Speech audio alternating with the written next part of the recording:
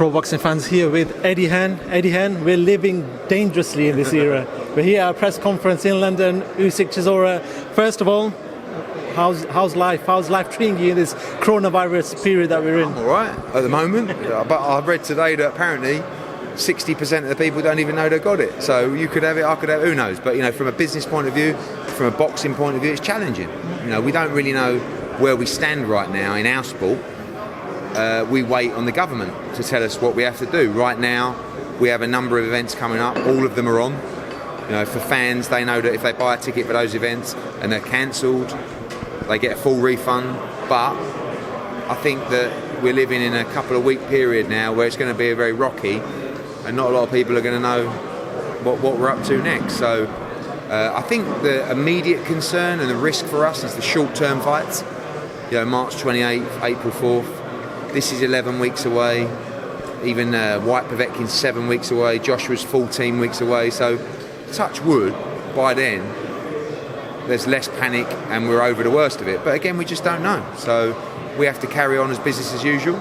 It's going to be tough for everybody, for us, particularly for the fighters, but particularly for the world. Business owners, small business owners, big business owners, employed people, unemployed people. You know, it's going to be a rough time. How much pressure has it put on you guys when the Premier League has actually had to the biggest sport in the UK has had to suspend the league for 2-3 weeks? When you look at that, do you think it's inevitable that maybe the card at the end of the month, Josh Kelly, David Avanesian, might have to be postponed as well? Maybe. I mean, again, we have to be led by the government, really. The Premier League is a special case because, was it 4 teams had players that were contracted the disease, so they really had no choice but to suspend it. Again, someone asked me earlier, what's the percentage chance that, I don't know, 50-50 for March 28th, probably, something like that. You know, then we got Newcastle, April the 4th. We did Liverpool last night, 7,000 people at the darts, you know, in Liverpool. Got the Gibraltar Open tomorrow, snooker. But you saw a lot of boxing events in America get cancelled this weekend. We don't know. I find myself debating the coronavirus. I mean, I ain't got a clue what I'm talking about, nor has anyone really. But there's a lot of panic right now, a lot of panic. And until that panic calms down, it's going to be very unsettled. So right now, the knee-jerk reaction is, look, just cancel it. Right, ban everything, cancel it. I think that's going to become more regimental over time.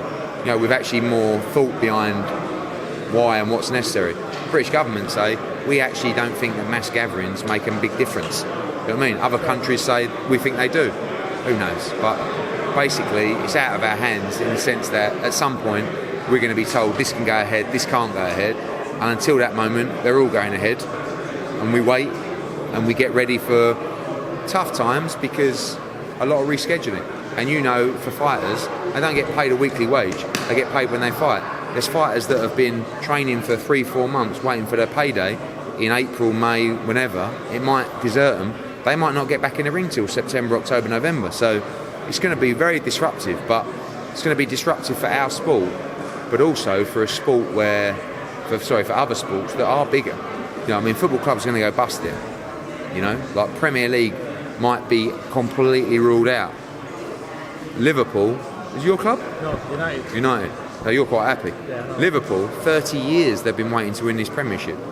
And it's very likely they might not even be able to lift a trophy or be crowned champions. That makes me so happy. You're happy about that. You're like, yes, go on a Corona. So yeah, look, it's challenging, but it is what it is. We're in it, aren't we? Got to roll up your sleeves, and you've got to obviously listen to people, be vigilant, but you've got to go to work, and you've got to think smart. Let's talk about why we're here. Usyk versus Chisora finally announced, finally here. I was reading something quite interesting today, actually.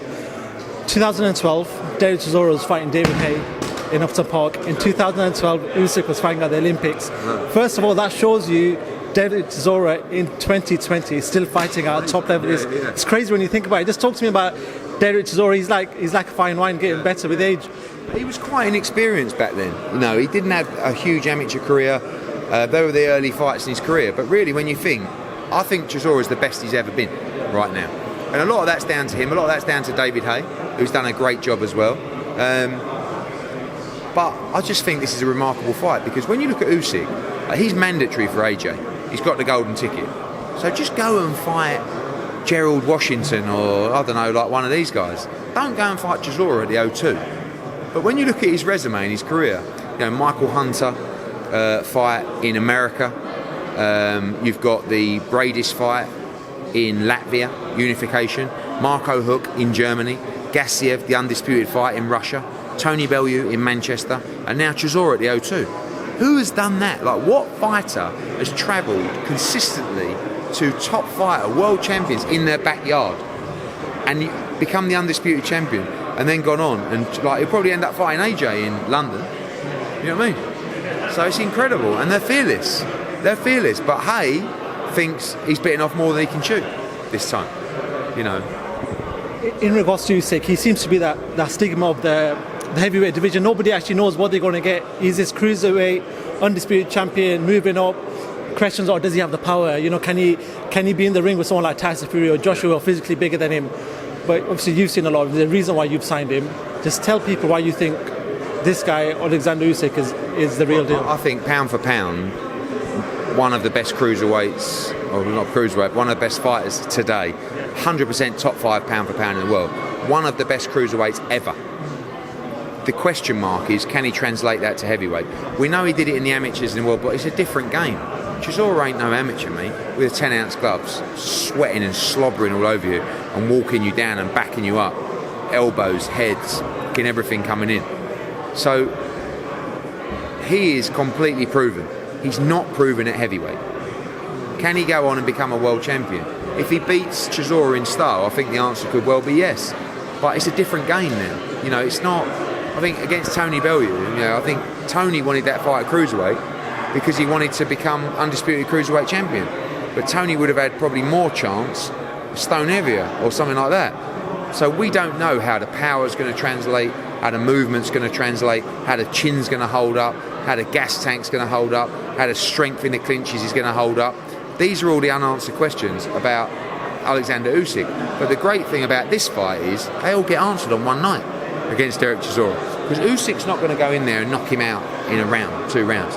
This is going to be a dirty war.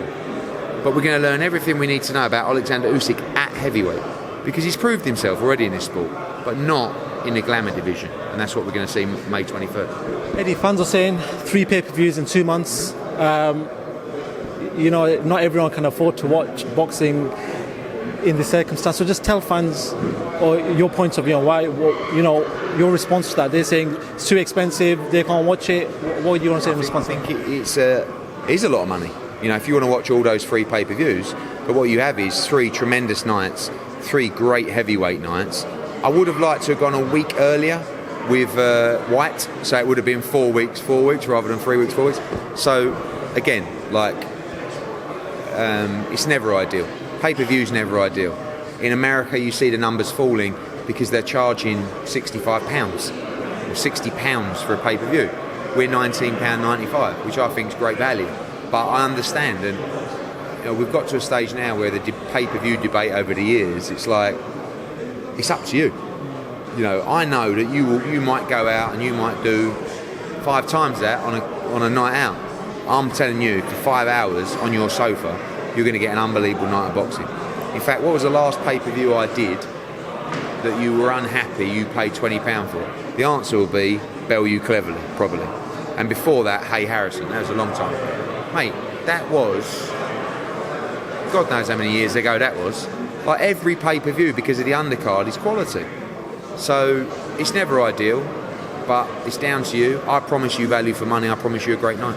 Eddie, 2 last questions. First of all, going through various boxing sites, MMA promotion is a question that seems to be coming up. You spoke to somebody. All they said to me is, have you ever thought about going into MMA? And I said, I've had a number of offers from mainly investors who have said to me, I want you to go out there and rival UFC. And I said, look, it's not that easy. If someone said to someone in boxing, I want you to go out there and rival Eddie Hearn, that ain't easy either. It's not something you just go in and with money and take over. UFC have a very smart man in Dana White. They have an incredible brand. They have a great infrastructure. And going in and trying to compete with UFC it's not a job that you can do on the side to a bit of boxing. So I just said, yeah, I think one day we will go into UFC, but that's not, you know, right now we're wondering if March 28th is going to be on. So we'll see. But I like to take risks, and I like to challenge myself, and a move into MMA would allow me to do that. Final question, just a quick update on finalisation of Billy Joe Saunders Canelo. Yeah, all terms agreed now for that fight. It's supposed to be announced today, but obviously with everything going on yesterday, expect an announcement next week. May the 2nd is still the date that everybody aims for. Will it go a couple of weeks later? Maybe. Stand by. It's going to be a crazy few weeks. Finally, are you a fist pump or elbow type of person? I think I'm sort of in the middle. Okay. So I'm like a forearm guy. Do you know what I mean? Yeah. Cool. That's it, nice. Thank you very much, Eddie Hearn. Thank you very much.